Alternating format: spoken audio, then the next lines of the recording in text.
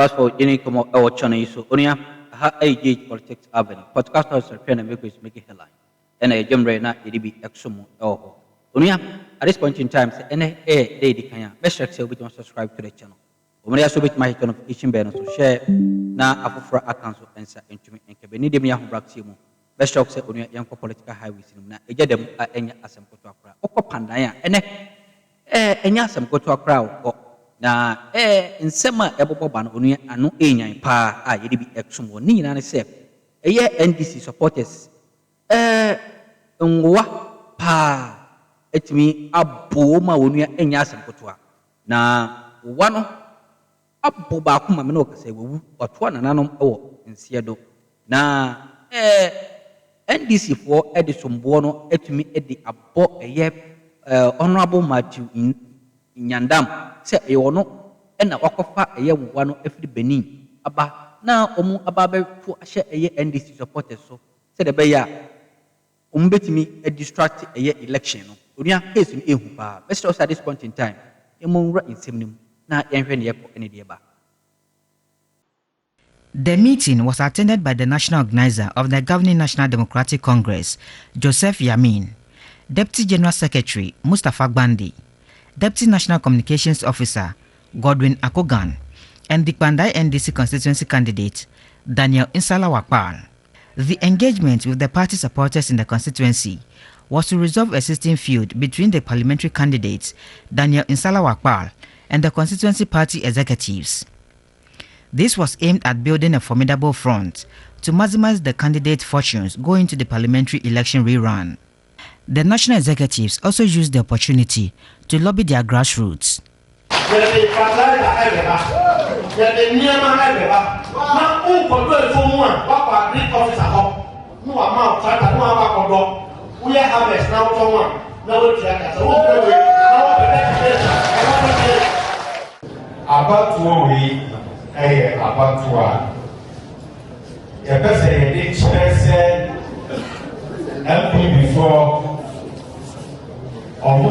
Bawumia in 2024.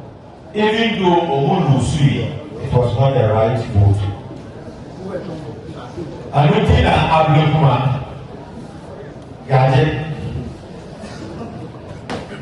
Abruptly, Ďěaď, Kpandai, other consequences will follow. Support the branch we are ready to give you that support. Same like you are ready to give you the support to win. So and Obi Eyana Green. Sorry MPP Eboko and Dakrana. Obekwa koye MPP Ejuma. Obekwa koye Onike Biechire. Anaju Obekwa koye campaign etiaye. Yesakwa one muswa.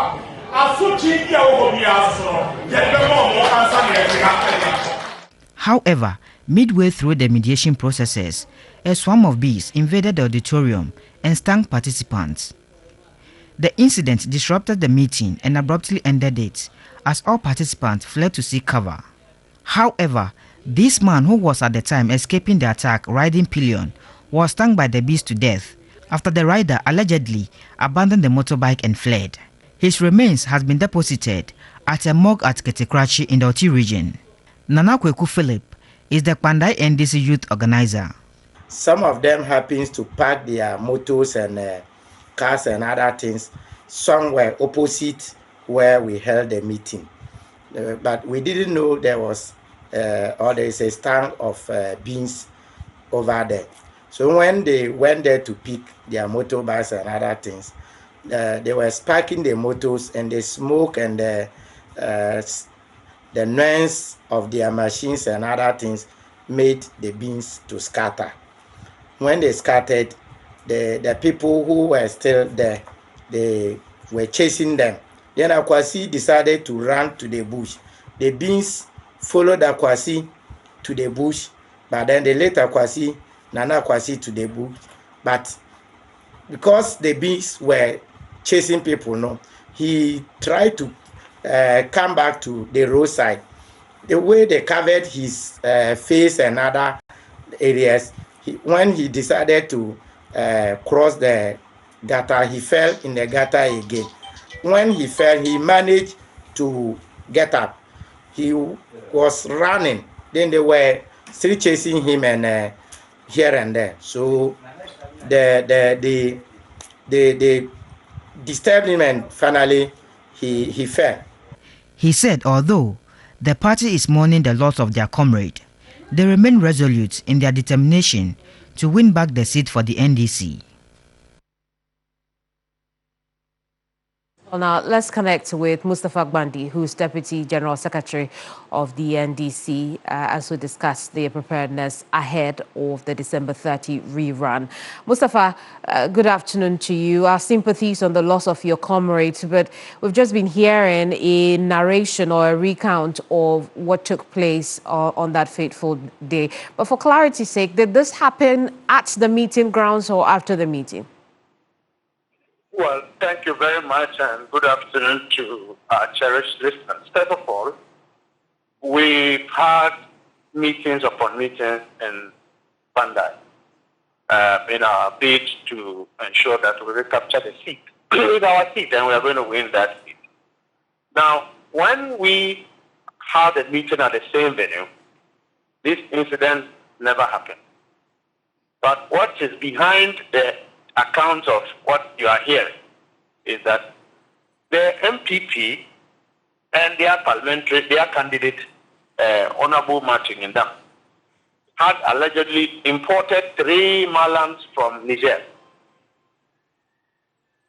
And these malams were stationed in a hotel somewhere close to where we did the meeting.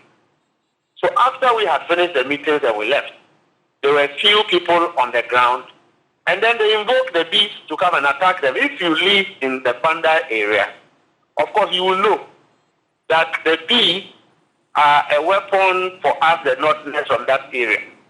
And so if you were having to go for an election, you are not going to war. Why would you invoke bees to come and attack your opponent? The conference Mustafa, will be holding a press conference to give a one-on-one account of what exactly really happened. But I'm saying that allegedly the school of thought is that they, the MPP, are responsible for this. I see. So again, Mustafa, hear me out. Yes. So you didn't see this happen. You didn't see any Malam invoke bees to attack your comrades.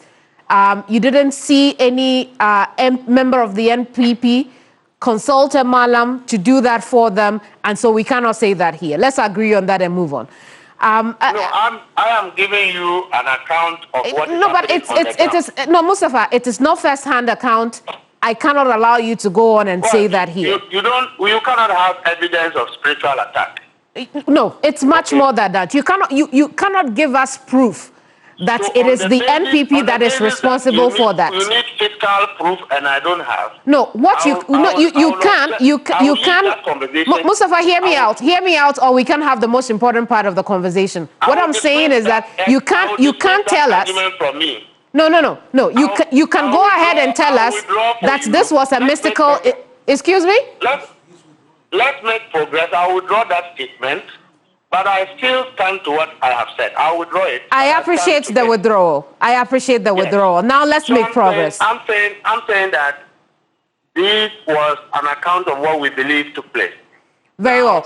I withdraw that because you want empirical evidence, and I cannot give you an empirical evidence. The MPP people, as far as Kpandai is concerned, knows what I'm talking about. You are withdrawing because you don't know for sure that the NPP is responsible for this. I know for sure, but it's like when you say somebody is a witch, you cannot go and produce scientific evidence to back it.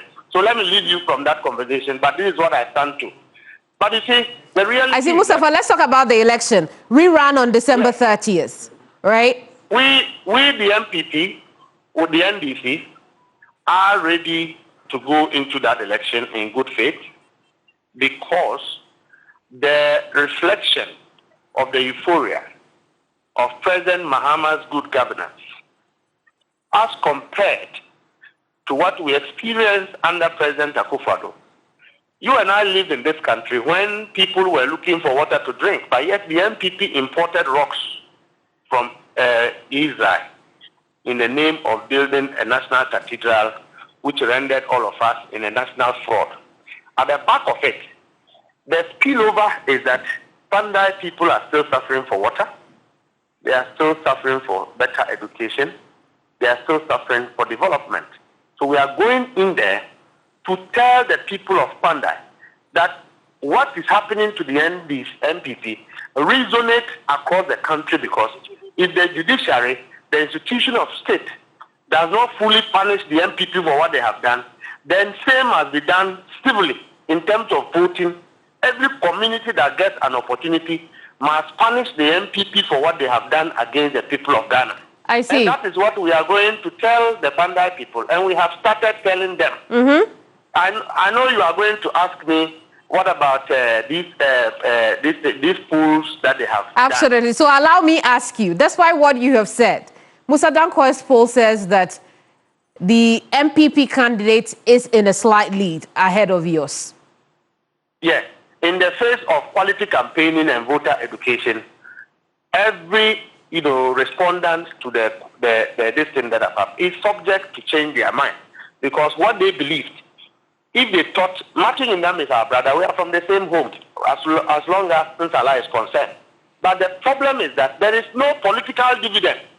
There is no good justifiable reason why you should keep Ǎttǎcǩ in parliament at a time when the minority itself is of no effect to either lawmaking process or the business of parliament. Number two, in terms of development, there is no business going to have, an MP who cannot lobby, who cannot influence, because MPs are actors of developmental influence. And if you have an MP who cannot add anything, why would you go and waste your time bringing that person to parliament? At a time where President Mahama has taken the bold step to develop Ghana irrespective of where you are, which tribe you are, and where you are coming from, as opposed to what Nana Addo did. Nana Addo told all of us that he will not develop certain places because they didn't vote for him. President Mahama has come, and the evidence of what we live with is that he is developing Ghana across board.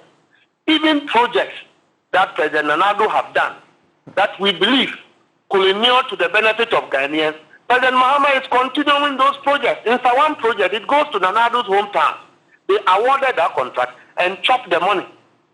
President Mahama is continuing that project. Free education was their program. We believe that free education is better for the people of Ghana if implemented well. Honorable Haruna Grusu is implementing it well with quality interventions that will improve on quality education. When you go to Temamoto Way, President Mahama is doing the same. Now we are going to Christmas.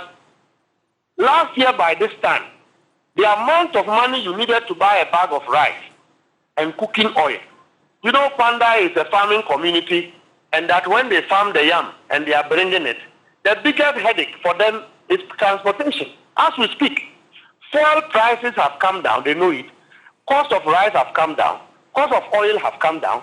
And plus, President Mahama is going to build a bridge on the Dambai River, which connects all of us from the north into Volta region and Accra. It makes transportation very easy. How will you go and bring Ǎttǎcǩ, who have lied to the people in the last election that they and Nana Addo, they are Gen Zs, they would develop Kpandai supersonically, only to do nothing and defrauded the people with one village, one dam. They took that money. I see. Too. They didn't do it. One district, one factory. When you are going to Dambai, they constructed a pavilion there. I was going to the village. Nana Addo drove over 52 Land Cruisers to the place with one carrying a chair. They went to commission that pavilion in the name of one district, one factory. 2 days after, when I was returning, all the machines were moved to Accra. Go to the place. It's an empty place. Kpandai is the same story. Willensi is the same story. Salaga is the same story. But you know that those of us from the north, one of the things that confront us is deprivation in terms of education, in terms of development, and in terms of infrastructure. Yesterday when we met the chiefs, they actually came to cry that in 2016, the benevolence of President Mahama built a school infrastructure in one of their villages. President Nana Addo abandoned it for 8 years. and the school is still standing in the bush, whilst young people in Kpandai are looking for places to go to school. All of these will contribute to the election result in the Kpandai constituency. Very well, Mustafa. NDC is telling you and I, they are telling you in Accra, that it is NDC that is campaigning contrary to a court process. But let me tell you, they are in Kpandai. Matthew, as I speak, is campaigning. The MPP have sent their leadership to go and do reconnaissance. Politically, they know it's not helping them. So whatever they are doing is to cause a delay so that they can repair anything on the ground. It's not going to work. We are already campaigning. The place, we don't have an MP. Very well, Mustafa. I mean, obviously, the NDC is preparing in Kpandai, but one of the things that the constituents have been worried and concerned about is security. Now that there's been an incident that the NDC believes is a mystical attack on the party, it begs the question as to what the NDC is doing to ensure that there won't be any incidents or further incidents of what could be considered reprisal attacks. Well, the laws of Ghana didn't contemplate spiritual attacks. So spiritual attacks cannot be offensive on anybody. And I can assure you that where the NDC will win, they can't be violent. They cannot be violent in that area. Number two, the government of President Mahama have made it possible for even the MPP to feel Ghanaian. And so we will not go anywhere where we feel that it's just political expedience to be violent without taking cognizance with the community. The MPP and the NDC have lived in Kpandai very peacefully. We grew together, Hon.Nyindam, we all grew together. So it is not today that we are going to fight. Be it as it may, the two candidates, Nsala of NDC, who is going to win the election, and Hon.Nyindam, are from the same home. The two of them are Konkombe. We are just looking for the one who will engineer development better than the other. It is not about the humanity, the human being, the personality of my brother Hon.Nyindam. It is the political circumstances we find ourselves and the circumstances his party finds itself. That when you vote an MPP candidate in Kpandai today, you are not going to be able to influence the impact politically, particularly that the MPP lived 8 years in that constituency, and the only big infrastructure that you see physically is a party office.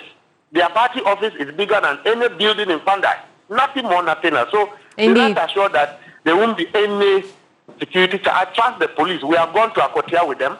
There was peace there. We have gone to other places. There was peace. Akotia was an improvement from Ablekumanov. You all saw the improvement. So I'm not afraid of security issues. So we are going there.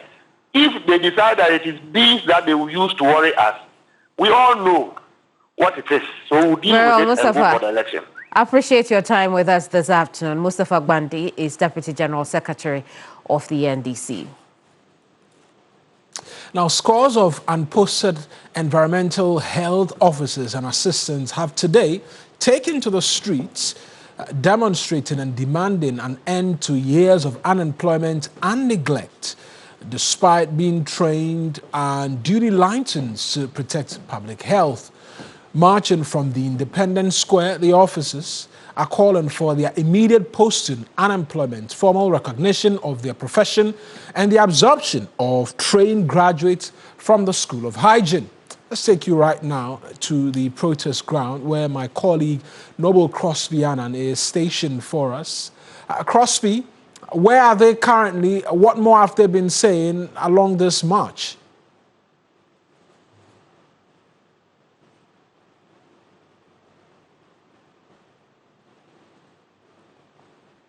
It presupposes Crosby cannot hear us at this point in time. Crosby, I'm asking where the demonstrators are and what more they've been saying. So if you can hear me, at the moment we are the Ministry of Local Government, Chieftaincy and Religious Affairs. This is the second destination of these group of people who are demonstrating and submitting petitions to the authorities. Earlier they were at the Ministry of Finance, where they presented a petition to the Director of Administration, who says that the ministry takes their concerns very seriously and he will forward it to the appropriate quarters for the right actions to be taken. From the Ministry of Finance, the group marched to the Ministry of Local Government. Here they have been met with by the Minister for Local Government himself. He says that he left a meeting at the Kempinski Hotel or at the Alisa Hotel to meet with the demonstrators here because he puts premium on their concerns, and they are very important people. What they are asking for is very little. They are saying that for the past 5 years they have left school. They came from 3 schools across the region, in the Greater Accra region, in Tamale and Ho in the Volta region. The number about 3,000, and they are asking that they be posted, that they be given work to do. They say that what angers them the most is that if you go to the various districts, there are very few numbers of trained people like them at the various regions, the various districts. Techiman, for instance, with a population of over 200,000, there are less than 40 trained sanitation officers there. They say it is not acceptable, and they want government to post a lot more of them so that they can contribute together to help make Accra the cleaner city, to help make Ghana very clean. You know that the government has launched a Sanitation Day initiative. This week, as I'm talking to you, is a National Sanitation Week that is ongoing. And they don't understand why these initiatives will be ongoing, but the people who are trained to handle these things are not engaged, are not employed to take charge of the situation. I have with me a few of the demonstrators, a few of the students, a few of the, well, former students, they're now graduates. We ain't some who do course watch channel so mamna so jemre o hada sene so ba de ndia dumbi edumenia onia be san bawrem na yasumuyi pa